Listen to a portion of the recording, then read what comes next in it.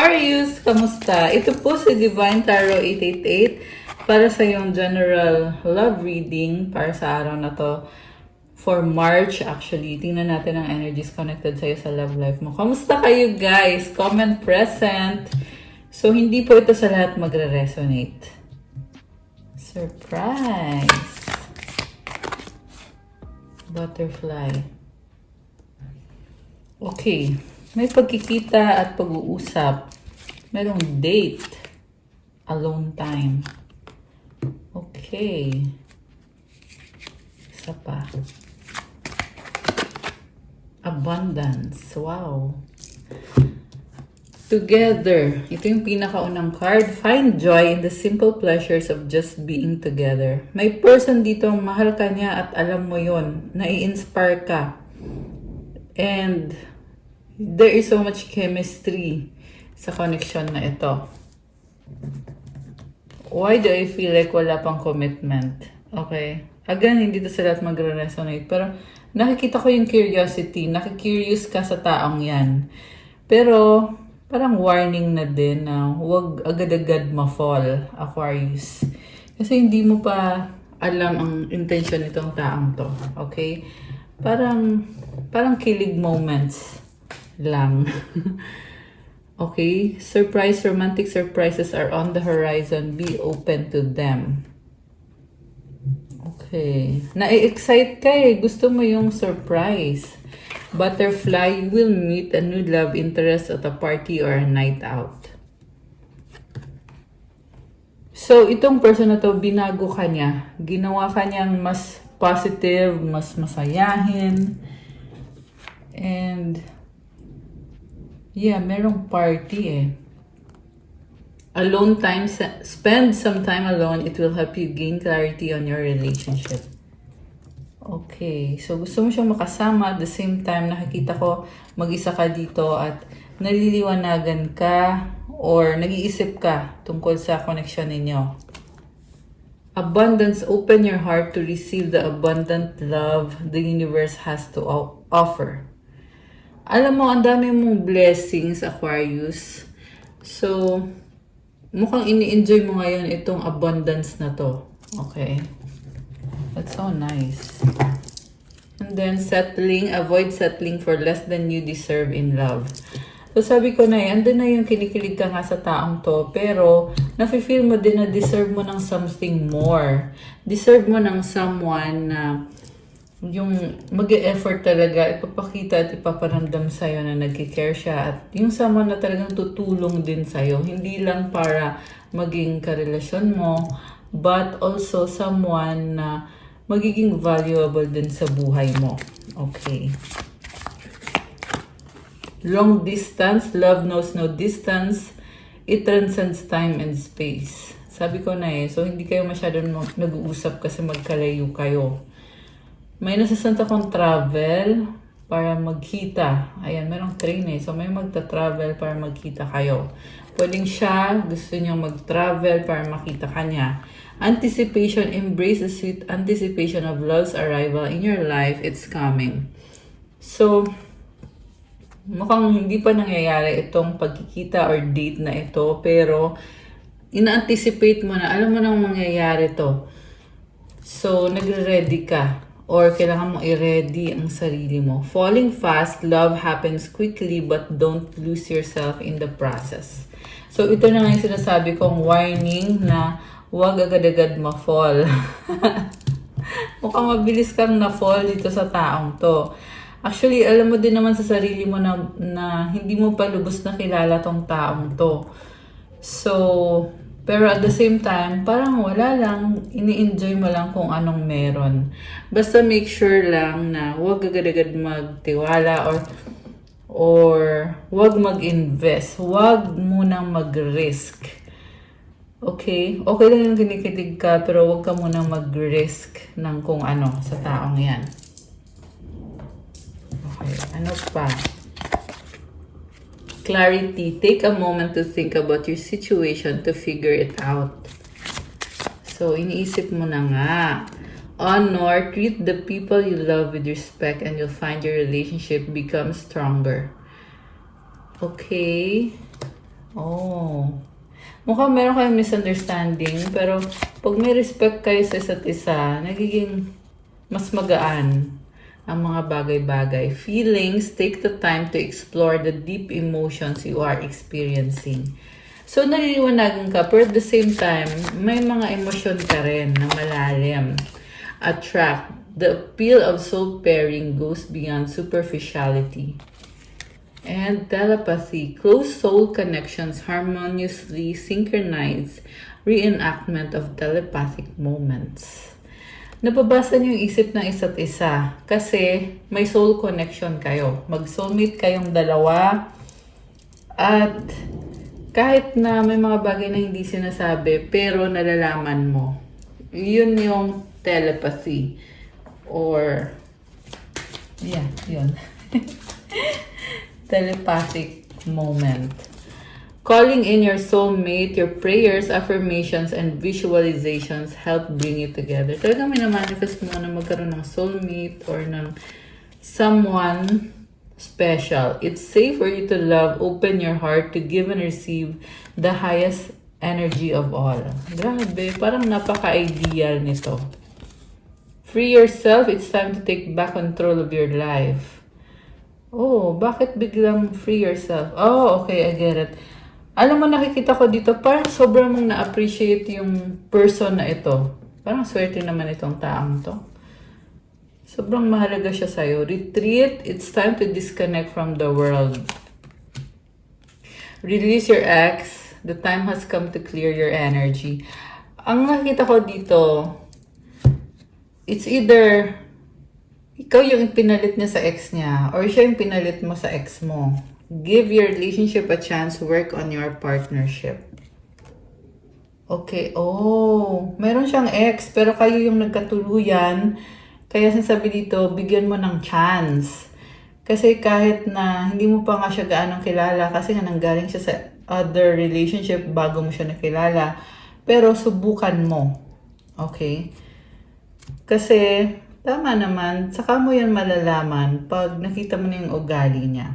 Okay, tingnan natin from the tarot cards kung ano ba ang intensyon at ang feelings nitong person na ito. Kung i-reveal man sa'yo ngayon. Ayan. Okay. So, intensyon nitong person ni Aquarius. Anong intensyon niya? Anong feelings niya?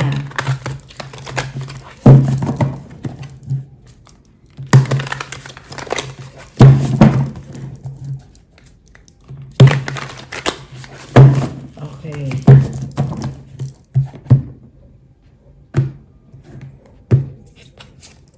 Oh, bakit ganon? Nag-break up kayo? Queen of Swords. Grabe, Five of Swords. This is a misunderstanding and a missed opportunity. Luhaan siya, oh. Tingnan mo. Ayan, oh. So, ayun guys, hindi to sa lahat magre-resonate kasi napaka-specific ng message. Pero, itong person mo, sobra siya nangihinayang. Kasi may misunderstanding kayo. Gusto niyang ipaliwanag yung sarili niya or kung ano man yung mga sinabi niya or ginawa niya. Gusto niyang ipaliwanag pero parang huli na ang lahat. Eight of Cups, meron nang tumalikod. Okay? Tinalikuran mo na siya. Nag-move on ka, nagpakalayo-layo ka na. Hindi mo na matanggap ito. Two of Swords. So, may fear siya and ito yung dahilan kung bakit nagkaroon ng problems or nagkaroon ng hadlang sa connection ninyo kasi hindi buo yung loob niya. Parang ano siya, parang may problem sa self-esteem. I'm hearing may problem sa intimacy. So, ibig sabihin, pag nagiging masyadong close, natatakot siya. Kasi feeling niya sasaktan mo siya. Okay, pero ikaw naman sumuko ka na sa taong to eh, ayaw mo na. Anong nangyari? Queen of Pentacles, may iba siya. Okay, meron siyang kadil na karmic connection. Ace of Cups. So, grabe. Napaka-promising, nagkaroon kayo ng chance, pero hindi rin nag-work out. So, ang nakikita ko ngayon na nangyayari sa'yo is mas priority mo na yung sarili mo. Hindi ka na magsasayang ng oras. Samantala, siya naman, nakastuck siya dito sa karmic connection. So, yung person na kadil mo, palipat-lipat siya. May other nabulol. May other person, tapos meron ding ikaw. Okay. Sa bottom of the deck, 3 of Wands. Ang dami niyang iniisip. Magulo yung isip niya. This is also someone na talagang niloko ka nito kasi akala mo nag-iisa ka lang. So, siguro napapansin mo na wala masyadong time sa'yo to. Kasi, the reason kung baka siya ganon, kasi ang bilis niya mag-move on. Kunyari, ngayon, nag-usap lang kayo ngayon, di ba? Tapos mamaya, iba na yung kausap niya. Nakakaloka siya. 9 of Cups, may mga addiction. And the reason kung bakit siya may mga addiction, kasi ito yung problem niya sa sarili niya eh. Like I said, may problem siya sa self-esteem niya. Hindi siya ganun ka-confident sa sarili niya. So, yeah, also, nandito din siya sa sitwasyon na wala siyang freedom. Kaya siya ganyan. 10 of Swords, 3 of Swords. Yeah, definitely may third party. Queen of Cups and the 6 of Cups. Pero alam mo, sabi dito, soulmate ka niya, mahal ka niya, at ikaw yung gusto niya makasama ngayon. Pero hindi naman para sayangin mo yung buhay mo dito sa taong to. Kasi, ang ganda ng energy mo, Queen of Cups with the 6 of Cups. Sobrang bait mo sa kanya, and you're also someone na masayahin. Very optimistic and positive ng vibe mo. And physically, maganda ka or gwapo ka. Wala naman kasing gender dito eh. Pwede naman to sa babae, pwede din to sa lalaki. Pero yung nakikita ko dito is physically, may itsura ka. Yun. And ito, nagpakita din naman siya ng pagmamahal niya sa'yo. Kaso lang with the red roses, ang nakita ko parang one moment, sobrang siyang passionate. The next moment, hindi na. So, nakakalito yun. And meron kayong past life connection. Or magaan yung loob niya sa'yo na hindi niya ma-explain. Okay? Dahil dyan sa past life connection na yan. Pero, ang tingin niya kasi sa'yo ngayon is sobra kanyang nasaktan at huli na ang lahat. Mukhang luhaan ka dito. Tingnan mo. Ayan, merong lumuluha tapos duguan pa. 'Di ba? And then, siya naman, parang feeling niya wala na tong chance, talo na, nahuli mo siya or nabooking mo siya. Ayan. Okay. Ano pang nangyari? 6 of Wands, 5 of Cups, the Hierophant, 7 of Pentacles. Okay, so,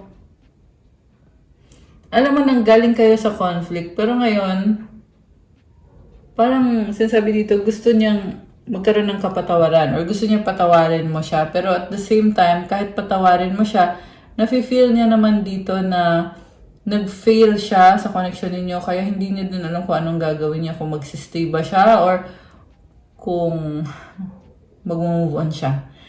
Kasi gusto niya magstay, pero andun kasi yung feeling na parang ayaw mo na sa kanya at parang sa totoo lang gusto kanyang pakasalan, okay? Andito yung Hierophant. This is a very spiritual person. Gusto niya mag-settle down with you.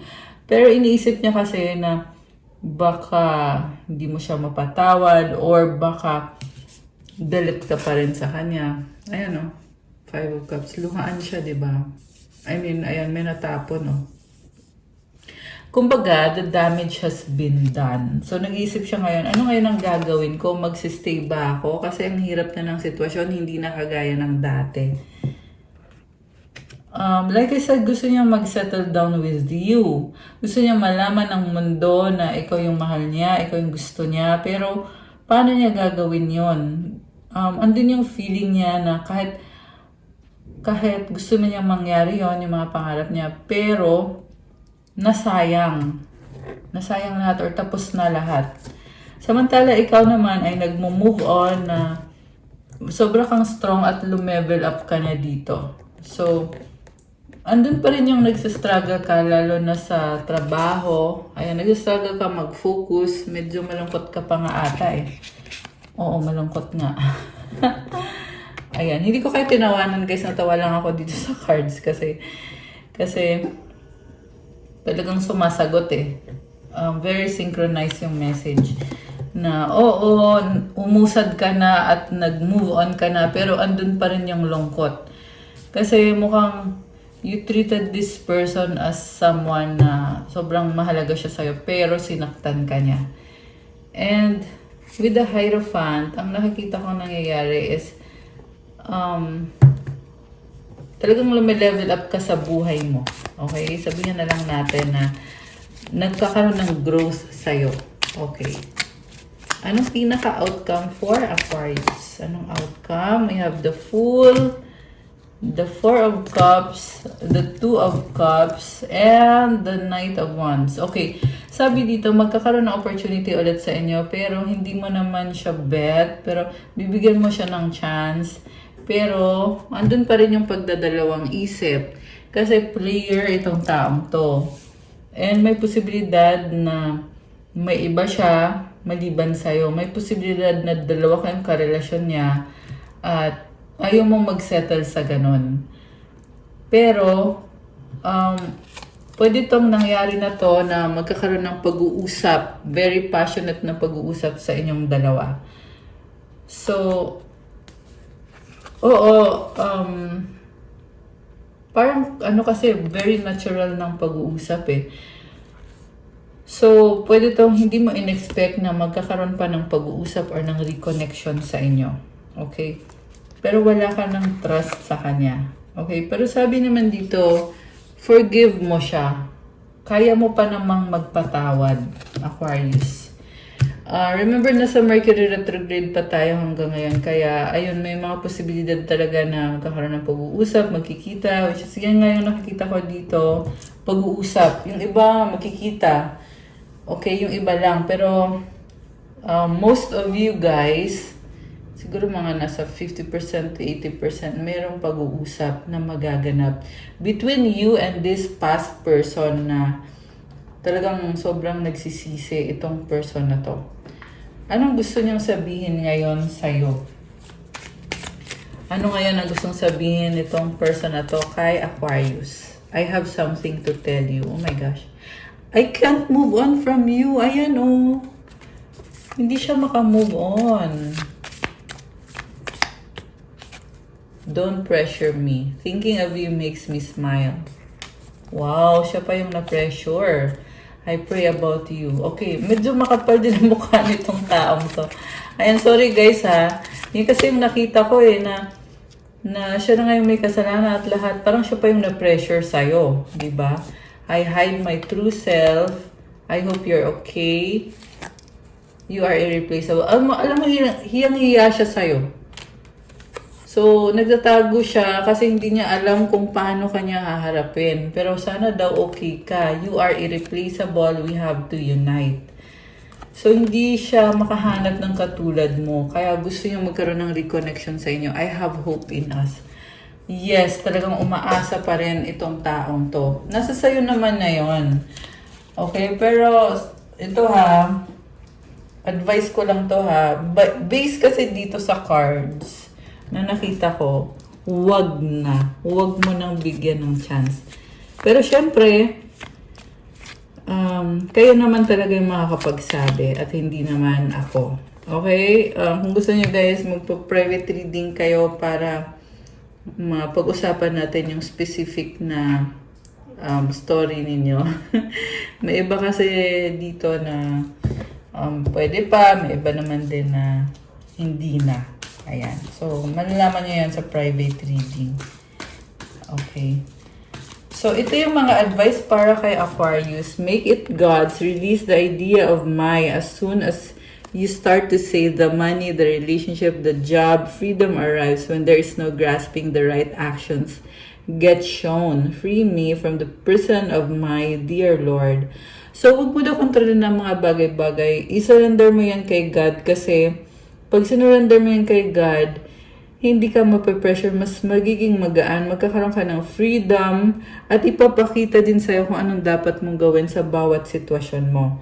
So, ibigay mo yan kay God. Make it God's. Si God ang bahala sa'yo. Ayan. I love it! Tapos tingnan natin yung angel numbers 15. 15, creativity. Keep accessing the creative connection that you feel to the divine. The whispers speak through your creative connection, allowing you to express the beauty that is within you and connect you to the love that is all around you. Affirmation, creativity is my birthright. As I express my creativity, I feel a beautiful flow of love and connection. So, una sa lahat, ang lakas ng intuition mo.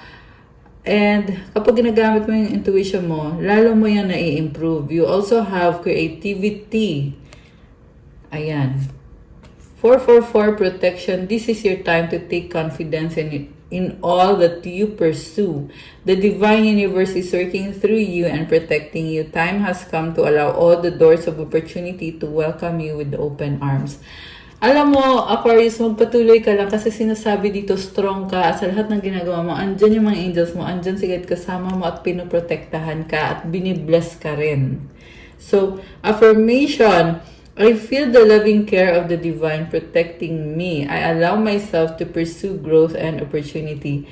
So, to claim this beautiful energy, comment, I allow myself to pursue growth and opportunity. Comment, claim protection. And comment 444 to claim this beautiful energy. Nag-grow ka at may mga opportunity na dumadating. I love it. So, that's all for your March kapalaran for Aquarius. Please like, comment, subscribe, hit the notification bell. Let me know kung nag-resonate ba sa inyo or kung nagustuhan nyo ba yung reading para ma-acknowledge nyo na kailangan nyo ng gabay at masagap natin ang kwento ng buhay mo sa mga susunod na readings. Kung kailangan mo ng gabay, pwede kang magpa-private reading, message mo ko sa Viber or sa WhatsApp. Nasa description box po yung contact details. I-click nyo dyan at dyan nyo makikita yung contact details ko sa Viber at sa WhatsApp. So, have a good day. God bless you all, Aquarius. I love you guys. Stay safe and see you again soon. Bye!